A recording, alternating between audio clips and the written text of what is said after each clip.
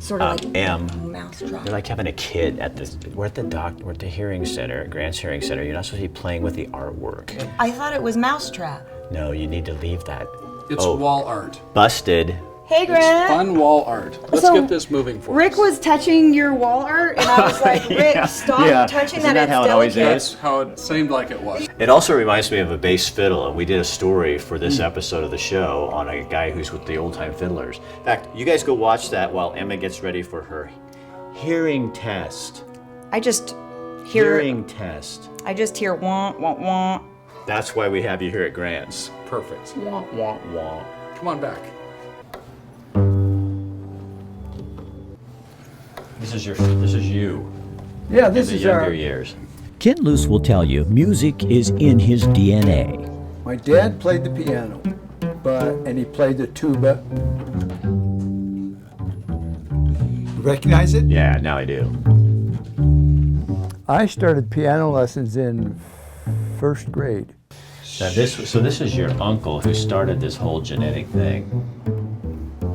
My uncle would play on weekends at the Crystal Ballroom or the Crystal Gardens up there.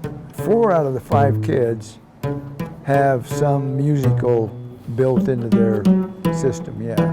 In college, Ken found himself playing bass fiddle in bands and at parties, but playing music took a backseat to family for decades. Until just a few years ago, life again became all about the bass. 2003, I had this life-altering event.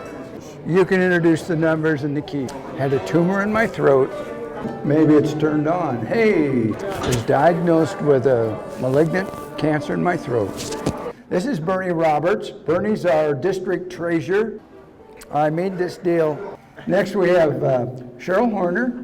If I can get through this, I'm going to play music again. We are happy to be at Bayberry Commons.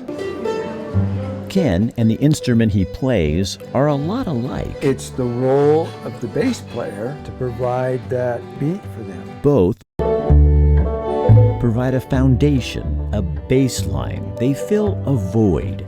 So what you're doing is you're filling in the bottom line of what they're doing. For Ken, the band is a lot like life. He understands he's not the leader of the band, but he has a role to play. I don't sing, I don't remember words. All I do is I provide the bottom line for there, and it just fills it in.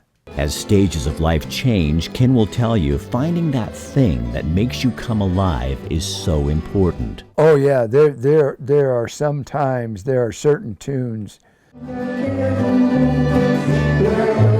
Singing low, bye, bye, blackbird. You'll get tears in your eyes playing it.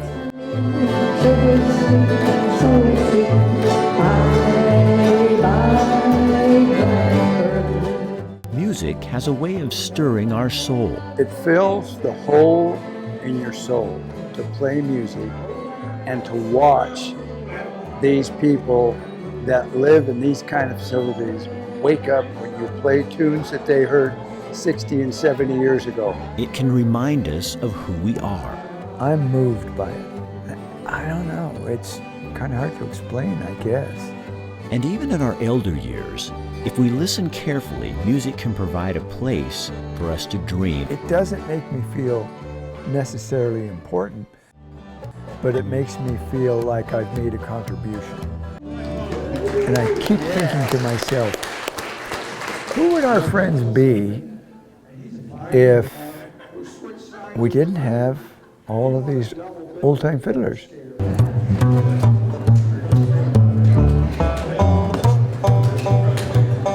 Music can create relationships, friendships, connections.